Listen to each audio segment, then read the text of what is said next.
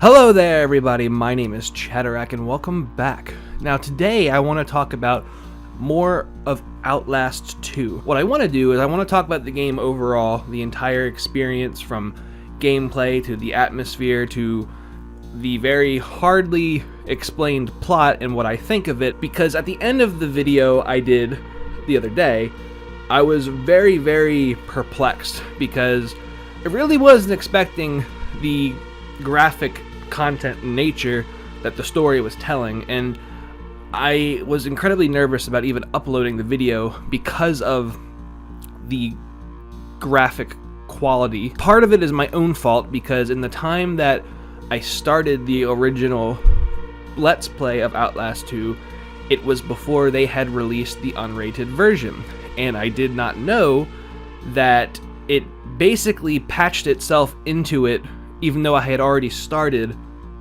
the game before it was unrated. So I was really nervous about even posting the video just because of the nature of it.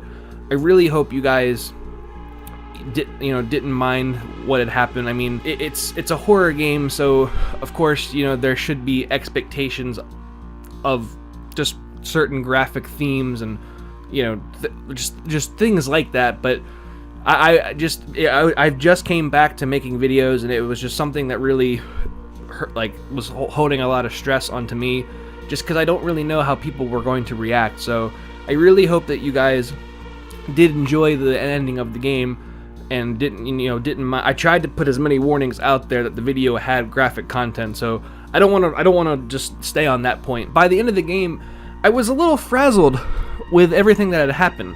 Between, finally catching up to Lynn and learning about what had happened truly in the past and just the overall story, it led me to think that it really had nothing to do with Outlast 1, and maybe it was just another experience in the same world, sort of like what they're doing with the new game Man of Medan. If you're not familiar with that, that's the developers that did Until Dawn. I've kind of looked back at some of my videos. I also took the time to kind of review what other people had to say, and evidently there's some comics as well that dive into the overall lore of the game as well. So I want to talk about everything, but I think the first thing to do is to say, if you guys haven't seen the end of this game and you don't want spoilers, now is the time to leave because we are going to be talking about everything about the game. So again, if you want to see the whole Outlast 2 playlist, you can check in the description below and go check out those videos before this. But if you don't want to watch those and you still haven't beaten the game for yourselves, just get off the video right now. So that being said, I think it's important to start with the story of the past in the school. Now, they break down the school scenes all throughout the course of the game, and at first they really don't make sense, and they don't really seem to mingle with what's happening to the player, or at least the consciousness of the player. But then as you get to the end, it really starts to click that basically what had happened is that this girl had feelings for Blake, and she had this troublesome upbringing and what forth, and basically by the end of it, who knows if it was like a true blue kind of of a rape scene between her and the father, and she ends up dying, and all of that guilt and grief is placed on Blake's shoulders. The idea that I have from it is that he basically, it was such a traumatic experience, he phased that entire thing out of his life. He to the point where he forgot about it. And I think that's important moving forward, to know that these are all feelings and emotions that come up. That is what I think becomes parallel to the modern story in Arizona. When I look back at the beginning of the game with Arizona, and I saw the giant flashing light and the helicopter crashing, I believe that is where the wall rider and all the experiments from the company in the first game, that is, I think, the connecting piece between Outlast 1, Whistleblower, and 2. That this town is actually an entire experiment. The god that Noth believes in, is actually just the experiment. Like every time that white flash comes on, because there's lots of notes you can discover throughout the game, and again, this is where I looked into the connections via comics that they made that really kind of explain this a lot better than I ever will. So basically, this whole village, the reason they're so, messed up and demented and mental, and it's because of the fact that they've all been subjected to the entire experiment. And it kind of makes sense when you think about it in that point, because of course, they act very similar to a lot of the enemies you had in Outlast 1. And you can find some notes throughout the game, and I think even some notes in Outlast 1 that depict the idea of a lot of the patients that they had to do these experiments on, they did with specifically pregnant women to basically see the effects that it had on them. And that's where Lynn comes into this, because obviously by the end of that's a big point. And one thing I did not notice until I was editing was when you have, and this goes along with the theory that this entire thing is just a hallucination.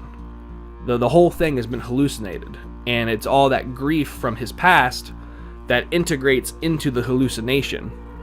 Is that when the baby is delivered, the so-called Antichrist, is that when he holds the child up, the child has no shadow. And it's important to note on top of that, Lynn actually says that there's nothing there in her dying breath. So whether her dying breath is like her moment of clarity that this is all a hallucination, I'm not really sure. But then as far as the actual end of the world, I really don't think it's truly bluely the end of the world. I really believe that's the end of the experiment.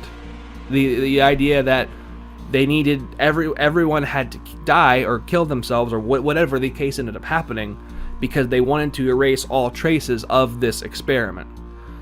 So there's definitely a lot of options out there. One thing that kind of I don't agree with as far as storytelling goes, and maybe this is something that they are working on that haven't revealed it yet, but when I played Outlast, I loved it. It was amazing. It was a totally different horror experience than anything I'd ever had before.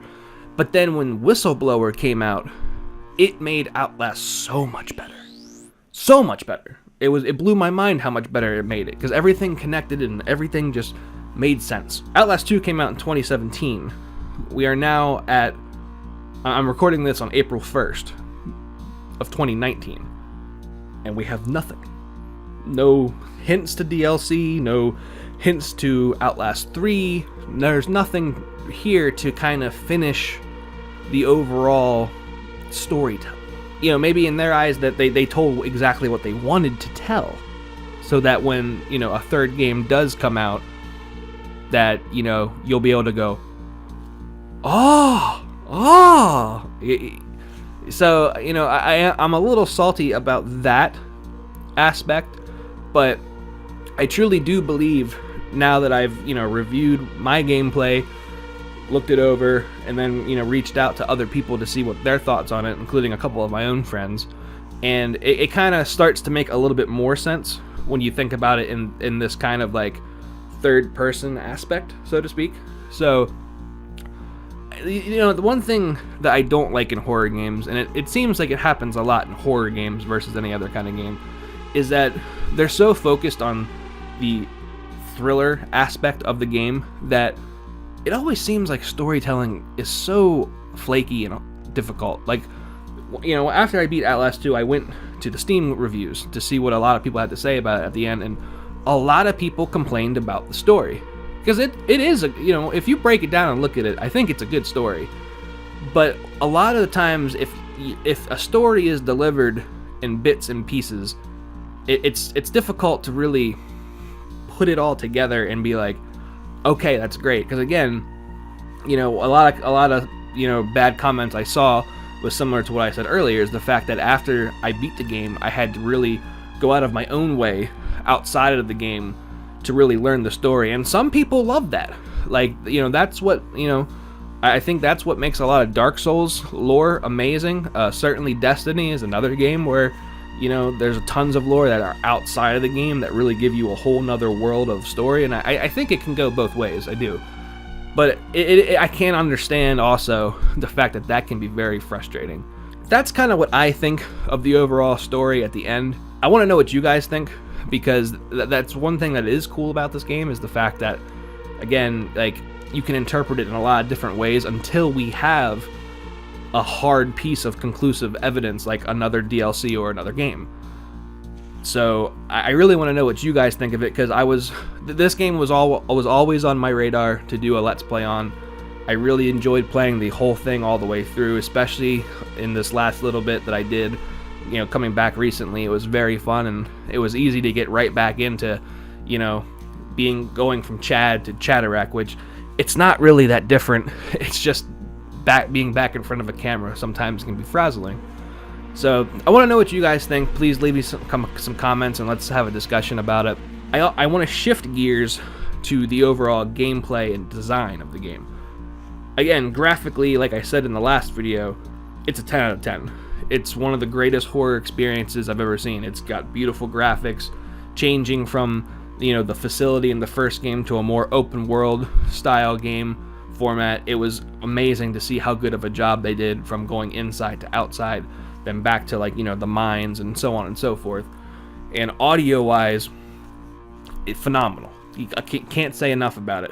I mean, even when I'm trying to talk, there'll be, you know, you hear noises, you hear cracks, you hear things going through the grass, the trees, the water, the rain. It was all there. It was an amazingly done sound job, pun intended. But the one aspect that I still did not like, which, you know, its predecessor had as well, was the hurtling around enemies to get through a section.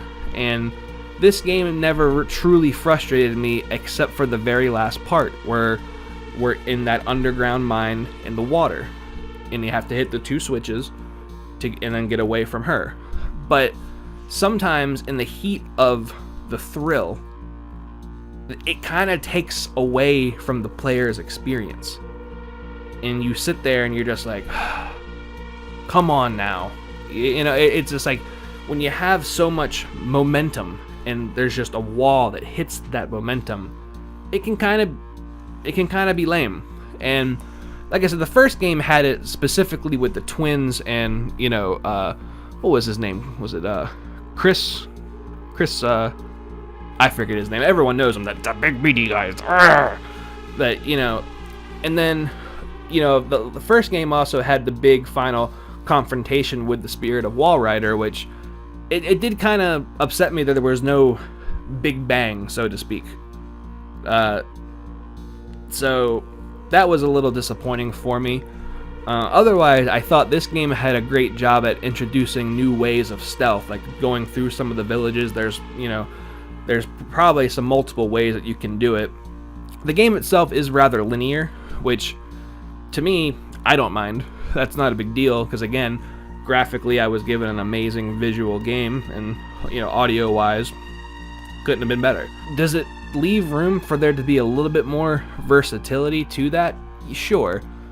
I don't really think it needed to go backwards at any point in time, but I think there's a lot that Red Barrels could do moving forward. And again, I think if I were to, you know, give Outlast 2 a rating of any kind, it would probably be like an 8 or a 9. I definitely really enjoyed it. But that one mechanic, to me, it's tiresome by the end of the game. And especially, like I said, when you involve momentum and things of that nature. So, but I really wanted to make one more video about Outlast 2. Like I said, I was very nervous about uploading the final video. I've never put a, like, you know, a parental warning option for a video, or I've never had to do like a disclaimer for a video before, and I was really nervous just because, again, because of that uncut bit to it. I just, you know, YouTube in today's world is rather fragile when it comes to things that people don't like, and so not just with like people on YouTube, I mean like YouTube as the corporation. Like, I know in the time that I was away, they demonetized 3 of my videos from like 2 years ago, and it's like, okay. So, you know, YouTube can be a fickle creature on its own, but again, with me coming back to YouTube just recently, I certainly didn't want to have anything that put me into hot water with you guys, because you guys give me the inspiration and the courage to sit here in my room and to sit here in front of the camera, recorded content, and feel comfortable. And, you know, because we're all here because we like the games. You know, that's always the community that I've wanted.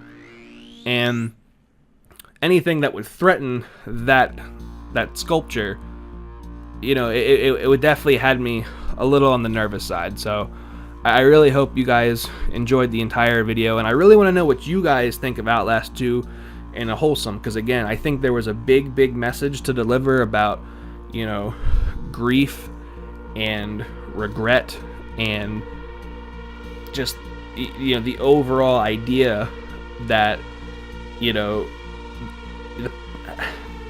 it's just, there was a lot of themes going on, and that's what makes it cool to be able to do a video like this where we actually talk about it, because I think the only other game that I really could do something like that with was when we played Five Nights at Freddy's, because again, that was another game where there's tons of story if you really break the game down, but then to get a really great idea of what story is there, thousands of people talk about it, and you can really get different ideas from different people. Like, one of my favorite video channels, well, not so much the channel, but the playlist, is from The Game Theorist. The Game Theorist playlist on Five Nights at Freddy's is a phenomenal list of videos. I highly recommend watching them if you haven't.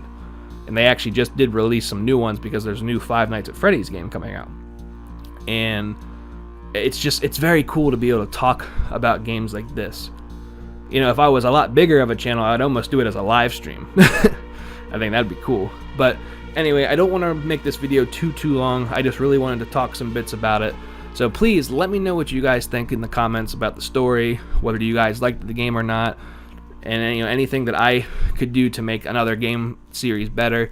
So thank you guys so much for watching this video. Again, I hope you guys liked it. If you did, please leave a like, and please comment to me what you guys thought about Outlast 2. If you guys want to see more stuff I've done, you can check down the description below and at the end of the video. So I'm not sure what game I'm going to play next, so maybe give me some suggestions. I'm open to anything you guys want to see. So thank you guys again for watching, and I'll see you next time. Bye bye.